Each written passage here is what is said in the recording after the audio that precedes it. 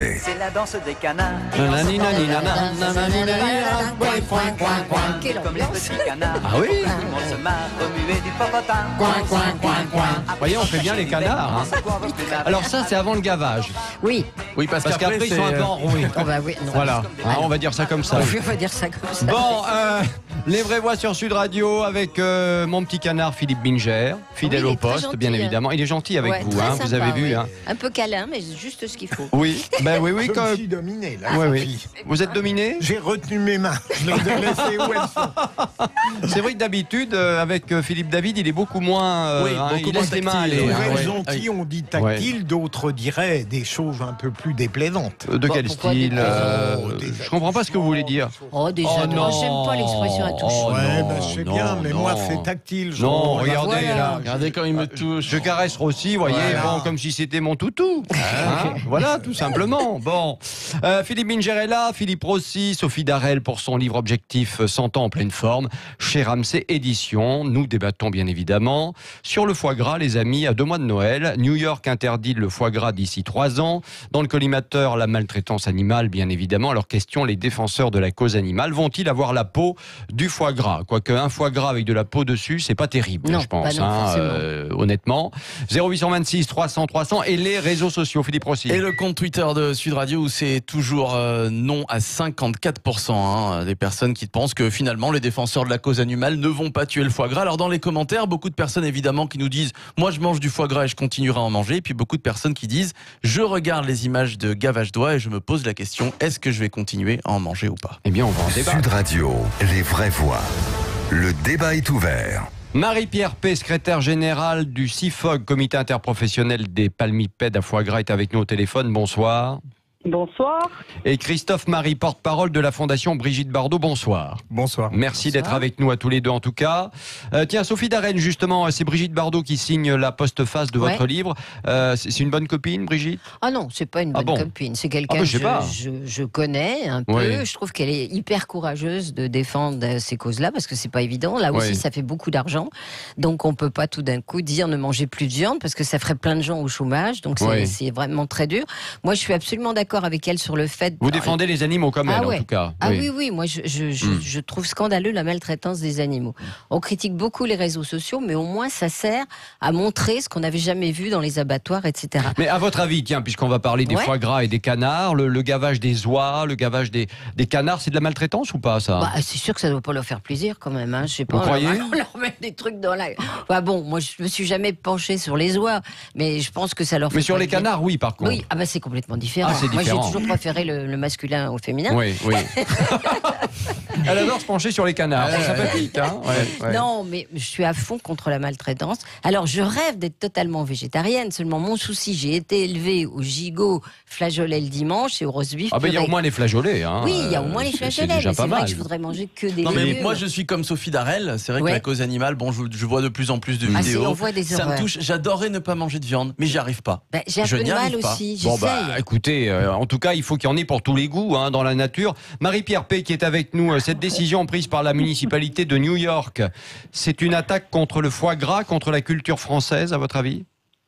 Mais écoutez, oui, je pense que c'est déjà un comble qu'au pays de la Statue de la Liberté, on entrave la liberté des consommateurs new-yorkais à choisir, acheter, consommer des produits qui sont sont un des fleurons de notre gastronomie. Oui, Voilà. mais cela étant dit, c'est pas la première fois que ça arrive outre-Atlantique. Hein. La Californie avait déjà pris une décision identique il y a quelques mois maintenant. Oui, et puis il y a des recours juridiques qui font que la décision s'applique pas. C'est quand même un peu compliqué l'entrave au commerce sur ces motifs-là. Oui. Et puis vous savez, hein, tout ce qui est interdit fait envie. Hein.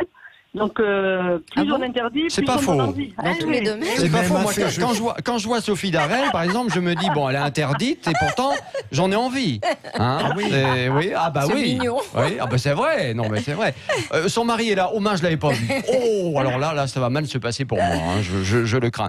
Bon, non, mais sérieusement, Marie-Pierre P. Donc, il faut savoir quand même que cette décision de cette ville de New York par rapport au foie gras, ça concerne plusieurs choses. C'est-à-dire que ça concerne évidemment l'élevage l'élevage pour ceux qui en ont sur place, et je pense notamment à Madame Daguin, hein, qui fait de l'élevage et de la production sur place. Je crois que c'est 15 millions d'euros, je crois, par an qui sont en jeu pour elle. Donc évidemment, c'est pas rien. Mais ça veut dire ne plus en vendre dans les magasins, ça veut dire ne plus en servir dans les restaurants. Et pire que ça, même ceux qui en possèdent chez eux, ils n'ont pas intérêt à le faire savoir parce qu'ils risqueraient une amende assez salée. Est-ce que vous trouvez quand même que ça va un peu trop loin là? Je trouve que c'est incroyable, incroyable tellement c'est grotesque. Voilà. Ensuite, c'est la ville de New York, même si c'est une très belle ville, grande et étendue, il y a d'autres villes dans l'État de New York où on peut aller vendre du foie gras. Et je vous assure, tout ce qui est interdit fait envie. Et les consommateurs américains amateurs de gastronomie française et de ces bons produits du Sud-Ouest vont trouver la solution. Les restaurateurs vont redoubler d'imagination pour pouvoir proposer quand même du foie gras. Vous croyez? Voilà, bon. Oui. Ils vont faire comment? Écoutez, des French salades, par exemple. Des French salades, ça peut être autre chose que des la French salades. Ah oui, d'accord. C'est bon. Avec du foie gras dedans, quoi. Ouais, peut-être les petites salades. Ça ne concerne pas que le foie gras, hein. Ça ne concerne pas que le foie gras, visiblement. Hein. Il y a d'autres parties du canard qui sont concernées dans cette histoire. Forcément, les ça magrets, fait plaisir etc. au canard, ça c'est sûr. Tout ce qui est bon, quoi, en fait. Tout ce qui est bon, voilà. Donc, les exportations de foie gras français aux États-Unis, ça représente quoi? C'est rien du tout, parce qu'il faut savoir que les histoires avec les États-Unis sont de longue date. En 1999, rappelez-vous, l'Europe refuse d'importer les bœufs, la viande de bœuf hormonée. Oui. Donc, sanction des États-Unis, on double les droits de douane sur le roquefort, sur la moutarde, sur les échalotes et sur le foie gras. Donc, imaginez-vous, le foie gras n'est quand même pas donné. On double les droits de douane, donc ça est devenu très compliqué de pouvoir s'offrir du foie gras outre-Atlantique. C'est pas pour tout le monde là-bas, oui. Voilà. Donc, en fait, les flux se sont taris. Et en fait, ça devenait très compliqué de pouvoir supporter les coûts d'exportation vers les États-Unis parce qu'il y a des normes sanitaires encore plus draconiennes que les normes européennes. Et en fait, les entreprises se sont un peu découragées. Ouais. Tiens, Marie-Pierre P, vous connaissez Christophe Marie ou pas? Et non, j'ai pas ce plaisir. Ah ben voilà. Écoutez, je suis pas sûr qu'il soit tout à fait d'accord avec vous sur la défense du foie gras. C'est de bonne guerre. Voilà. Dites-moi, Christophe Marie de la Fondation Brigitte Bardot, donc l'exemple américain, vous rêvez qu'un jour il s'applique en France, par exemple? En fait, déjà, il faut voir que la raison de l'interdiction, c'est pas simplement le foie gras véritablement, mais les produits issus de gavage. Parce qu'on parle, là, vous parlez du foie gras, donc le côté alimentaire. C'est symbolique, mais il faut voir ce qu'il y a derrière. Donc là, en l'occurrence, effectivement, il y a eu des rapports de l'université de Cambridge, mais aussi des rapports scientifiques de la Commission européenne, qui ont bien fait ressortir la souffrance réelle et avérée des canards. Si, ça existe, il y a des rapports scientifiques pour ça, qui le disent très clairement. Donc, ces animaux sont véritablement en souffrance. Et quand on parle du foie gras comme si c'était quelque chose de traditionnel, de formidable, il faut voir un petit peu dans quelles conditions ces animaux sont élevés. C'est traditionnel, mais il faut voir dans quelles conditions sont élevés ces animaux, puisque c'est un produit effectivement extrêmement coûteux, comme la fourrure d'ailleurs, mais la fourrure de la même manière, allez voir les élevages de visons, c'est véritablement une horreur ça, absolue. c'est vraiment véritablement une horreur. C'est une horreur, mais ces pauvres petites bêtes, là, magnifiques en plus, c'est vrai que... Mais là, pour les canards en l'occurrence, la période de gavage, donc où ils sont dans des cages, maintenant où il y a plusieurs canards dans la même cage, mais toujours est-il qu'ils sont dans des cages, ils ne sont pas en pleine liberté, c'est véritablement aussi une souffrance pour l'animal. J'entends ce que vous dites par rapport aux élevages industriels, pratiquement. C'est ça dont vous parlez. Il n'y a que ça. Mais moi, je me souviens quand même que ma grand-mère gavait des canards. Alors, les canards étaient en liberté, effectivement, en grande partie. Ils n'étaient pas dans des cages mais ça, c'était pour sa consommation personnelle. Ça n'a mais rien elle à voir gavait avec des canards, et les canards devaient souffrir tout autant que ceux qui sont effectivement dans les élevages industriels. Probablement pas, parce que déjà, vous avez des pompes pneumatiques qui envoient énormément d'aliments, donc sur 2 ou 3 secondes. Le gavage traditionnel qui n'existe quasiment plus, effectivement, était beaucoup plus long. Donc là, vous avez des animaux qui ont un foie qui devient 10 fois plus gros que sa nature même, ce qui écrase d'autres... Allez-y. d'autres comment dire organes de l'animal, et ce qui fait que à la fin du gavage, après 10 jours, l'animal est même plus capable de tenir sur ses pattes. Donc c'est véritablement une horreur. Il y a énormément de rapports qui ont été faits sur ces conditions-là, et il faut aussi savoir que c'est uniquement les mâles, hein. Pour les canards qui sont gavés, toutes les canetons femelles sont broyés, et donc ça fait 20 millions. Mais pourquoi non? Allez, Marie-Pierre P, vous avez envie de répondre, allez-y. Ah oui, j'ai envie de répondre parce que moi je peux pas laisser dire des choses qui ne sont pas justes. La filière depuis 30 ans a beaucoup évolué et le rapport dont parle Monsieur Marie, c'est de voilà, décembre 2015, il y a 4 ans. Ah. Non, pas du tout. Ça, si l'université de Cambridge, c'était en décembre 2015. Oui, voilà, qui n'est pas du tout un scientifique, qui fait de la prose et qui prend les phrases qui l'intéressent dans les. Ce sont des biologistes parfaitement scientifiques. Voilà. Le rapport scientifique de Bruxelles date de bien avant. Oui, il est plus ancien, 98. Avant que les études scientifiques menées en France aient été conduites. Donc, depuis, nous savons qu'il n'y a pas de souffrance, que le processus de formation d'un foie chez un palmipède est un processus qui est naturel et qui respecte l'animal. Donc, moi, je veux qu'on rappelle ceci. Ensuite, l'histoire des femelles. Depuis plus de 10 ans, nous avons développé des marchés à l'exportation en volaille de chair. C'est par exemple le cas sur les pays du Maghreb où les femelles sont effectivement exportées pour être élevées en volaille de basse cour. Une partie très importante, prioritaire, passe au broyage. Et vous le savez très bien. Non. Marie-Pierre P, quand même, on a vu, on va continuer le débat dans un instant, mais on a vu des images, par exemple, de L214 montrant le broyage des poussins ou le broyage des petits canetons. C'est épouvantable. C'est une réalité, ou alors ce sont des images qui datent de quand? Alors, de Béthusalem? Qui sont tout à fait actuelles. Là, effectivement, il y a une volonté. J'ai rencontré Didier Guillaume il y a 2 jours, le ministre de l'Agriculture. Donc, un engagement, effectivement, pour mettre fin. Non, mais dans la loi alimentation, il devait y avoir un sujet là-dessus. Et pour arrêter le broyage des poussins et des canetons. Il n'y a pas eu. Non, pas dans le projet de loi Egalim, mais en l'occurrence, il va y avoir un engagement de la France qui va être annoncé en novembre-décembre pour la fin du broyage des poussins, mais uniquement des poussins. Et les canetons femelles, en l'occurrence, la filière gras n'est pas encore concernée par le sexage des œufs. Mais ça devrait suivre, effectivement. Des débouchés à l'exportation. Nous avons des débouchés à l'exportation qui sont en train de se développer. Et notamment, l'interprofession est très mobilisée sur ce sujet, notamment dans des pays qui ont besoin de protéines animales. Allez, on va poursuivre. En fait, la particularité, c'est que ce sont des animaux robustes qui peuvent s'élever en élevage de basse cour, qui valorisent les déchets ménagers, etc. Donc il y a quand même beaucoup qui mangent les restes, etc. par nos entreprises dans ce sens-là. Voilà. Bon, on va poursuivre le débat dans un instant, bien évidemment, dans Les Vraies Voix sur Sud Radio. New York interdit le foie gras d'ici 3 ans dans le collimateur. La maltraitance animale, bien sûr. Question, les défenseurs de la cause animale vont-ils avoir la peau du foie gras? 0826 300 300 et les réseaux sociaux. Philippe Rossi. Et le compte Twitter de Sud Radio, c'est toujours assez partagé, mais c'est Louis qui l'emporte. Oui, à 53%. Allez, on se retrouve dans un instant dans Les Vraies Voix sur Sud Radio. Un peu de canard avec un peu de citrouille, ça va être super. Vive Halloween! Les Vraies Voix sur Sud Radio avec notre débat. New York interdit le foie gras d'ici 3 ans. Dans le collimateur, la maltraitance animale. Et cette question, les défenseurs de la cause animale vont-ils avoir la peau du foie gras?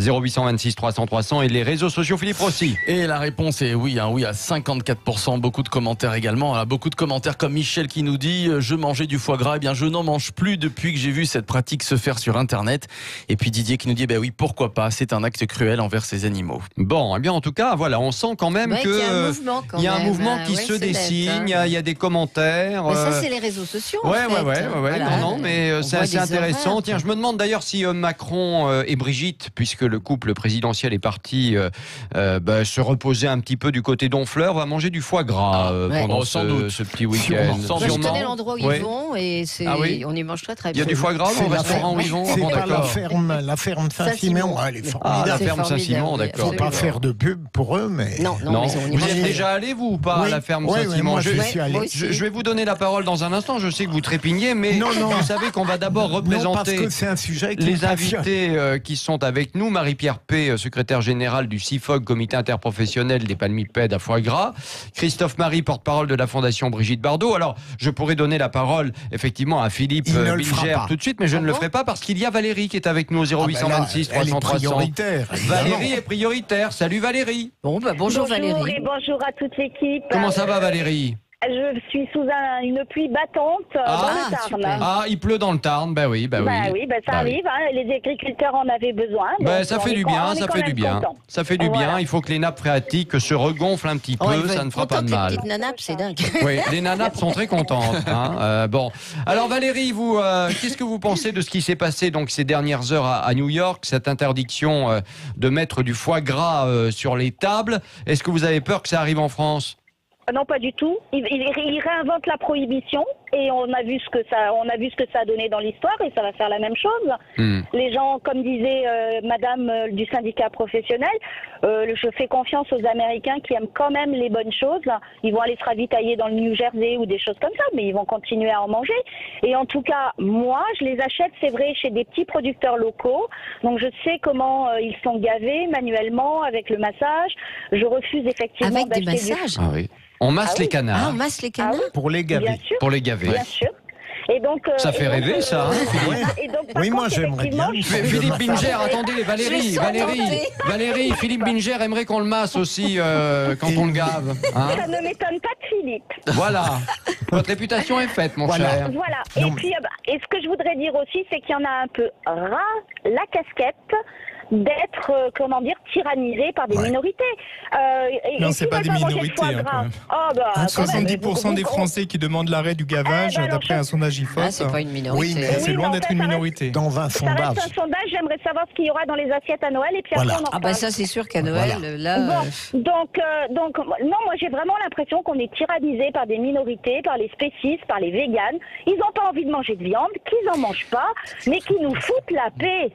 Ouais. Non mais moi je comprends aussi Valérie quelque part parce que c'est vrai qu'on peut se sentir, je vais vous dire, on culpabilise un peu maintenant. Alors on culpabilise puis on peut se sentir un peu emmerdé parce que je vais vous dire un truc, on peut plus rien manger, on peut plus rien dire, on peut pas vous draguer et vous dire comme je vous ai dit tout à l'heure vous avez un beau cul. Alors que moi je suis très contente quand on me dit que j'ai un beau cul. Mais qu'on nous fiche la paix. Moi je comprends Michel Sardou qu'on a ras le bol quoi au bout d'un moment. On peut pas tout mélanger. Écoutez, bon alors Philippe Binger, Sophie Darel et le gavage. Philippe Binger, allez-y. Non, mais d'abord, je trouve très étonnant que les Américains se mêlent de ça. Au fond, New York, bien sûr, ils mais mangent tellement de viande, ils ne sont pas un modèle du point de vue alimentaire. Ah ben non, ça, ils mangent très mal, les Américains, ça c'est sûr. Je voudrais poser une question à notre Avec ami. leur steak dégueulasse. Est-ce que je suis totalement immoral, à votre avis, si je considère que, tout en ayant de la compassion pour la souffrance des animaux, je trouve que le comparer au registre du plaisir humain qui va manger du foie gras à Noël, est-ce que ça vous choque, une pensée Bien évidemment, si on considère que la vie d'un animal a moins de valeur que le simple plaisir gustatif qui dure 3 secondes, je vois pas trop, oui, c'est un problème moral. Mais je voulais juste répondre à un point qui m'agace de plus en plus à de Valérie quand elle dit si vous n'aimez pas ça, en gros, n'en mangez pas. De la même manière, on nous dit si vous n'aimez pas les corridas, n'y allez pas. C'est pas le problème. On n'est pas là pour dire on aime ça et on le défend ou on n'aime pas ça, on en l'interdit aux autres. C'est qu'on est en position de défendre les animaux qui, eux, ne sont pas en mesure de s'opposer. Donc, un taureau dans une corrida, effectivement, il ne sera pas en mesure de s'opposer. Et nous, on est là pour le dénoncer les tortures qui sont faites contre cet animal, torture à mort. De la même manière, le canard qui est dans sa cage en train d'être gavé, il pourra rien faire pour s'opposer sur cet acte qui est fait contre lui, parce que là, en l'occurrence, il y a 10 ou 20 fois plus de mortalité au moment du gavage que sur un simple élevage pour les canards de chair. Donc on n'est pas là pour dire ça nous plaît, on l'impose, ça nous plaît pas, on l'interdit. Mais votre raisonnement est très spécieux. Bientôt on aura des cours d'assises parce qu'on aurait fait mal à un canard. Il faut être sérieux. Bien évidemment, ça existe, les actes de cruauté sur animaux doivent être dénoncés, doivent être punis. Mais il faut être sérieux tout de même. On peut aimer la corrida et vous avez le droit de ne pas l'aimer, mais il faut laisser une forme de liberté à cette manifestation. Mais c'est pas la question d'aimer ou de ne pas aimer. Et ensuite le canard, vous imaginez, vous défendez les droits des animaux, ça n'est tout de même pas au risque de choquer exactement notre registre humain tout de même. Je n'ai aucun irrespect pour les animaux, j'aime beaucoup voir passer les chats, les chiens, j'aime beaucoup la corrida. Vous mangez pas les chiens quand même. Les canards, les oies, mais je crois qu'il y a une forme d'aberration, me semble-t-il, à placer tout cela sur le même plan que l'humanité, ses plaisirs et ses appétences. Je sais pas tous les actes de cruauté, qu'ils soient exercés à l'encontre d'un animal ou d'un être humain doivent être dénoncés de la même manière. Effectivement, les êtres, on se gargarise d'avoir fait passer l'animal en tant qu'être sensible dans le code civil. Bon, il était dans le code rural depuis le 76. Alors, il faut que ça donne un sens aussi à ces choses-là. Les animaux sont largement aussi sensibles que nous à la souffrance, à plein de choses. Ils sont même parfois beaucoup plus sensibles. Marie-Pierre P, on va terminer tout de suite. Est-ce que vous pouvez entendre ce qui vient d'être dit sur la souffrance animale malgré tout ou pas ? Alors écoutez, il y a une chose sur laquelle je suis d'accord avec Monsieur Marie, c'est que les animaux sont des êtres sensibles. Oui. Là, les éleveurs. D'ailleurs, ce sont pas. Est-ce que les canards, comme les chiens, sont dans cette catégorie ? Autrefois, c'était considéré comme des meubles. Est-ce qu'aujourd'hui, ce sont des êtres Non, c'est fini. C'est des biens. C'est toujours des biens. Alors, c'est pas des biens meubles, mais. J'ai plus de proximité avec ma chienne, effectivement, qu'avec les canards que je vois dans les champs. Oui. Mais il n'empêche que tous les éleveurs, s'ils n'ont pas cette conscience d'avoir des êtres sensibles en face d'eux, ils ne réussissent pas à élever des animaux. Donc ça, c'est le postulat numéro 1 de tout éleveur. Bien sûr que ce sont des êtres sensibles. Mais ça, c'est les petits éleveurs, mais c'est peut-être pas la grande industrie du canard. Mais bien sûr que non. Alors la grande industrie, je suis désolée, il n'y a pas une grande industrie. Vous savez, il y a peut-être des animaux en nombre plus important, mais tous les animaux dans notre filière sont élevés à l'extérieur. Ils ont des bâtiments pour être chauffés jusqu'à 15 jours. Ensuite, ils vont dans des parcours. Alors que l'on ait des petits élevages ou des grands élevages, c'est partout comme ça en France. Donc, et c'est ensuite à la fin de 3 mois d'élevage qu'il y a une phase d'engraissement de 10 jours pour faire un foie gras avec 2 repas par jour. Voilà ce que c'est la production de foie gras. Donc moi je suis tout à fait à l'aise avec ça. Ma conscience est tout à fait à l'aise avec le respect. Donc pour vous, il ne souffre pas. Voilà. Non, bien sûr que non. Sinon, un animal qui souffre ne donne pas des bons produits. En fait, vous les gavez 10 jours de plus, ils sont morts. Donc, il y a 10 à 20% de mortalité supérieure dans ces types de gavage. Donc, c'est une évidence. Il y a des rapports scientifiques qui le disent. Bon, après, il y aura toujours des gens qui le contestent, évidemment, pour continuer leur activité. Mais en l'occurrence, c'est en tout cas, on n'arrivera pas à vous mettre d'accord, ça c'est certain. Bon, voilà. Merci en tout cas d'avoir participé au débat. Merci à Valérie qui nous a appelé, qui est dans sa voiture sous la pluie. Prudence, Valérie. On lève le pied, bien évidemment, si on veut manger du foie gras à Noël, parce que, attention, la fin de notre débat.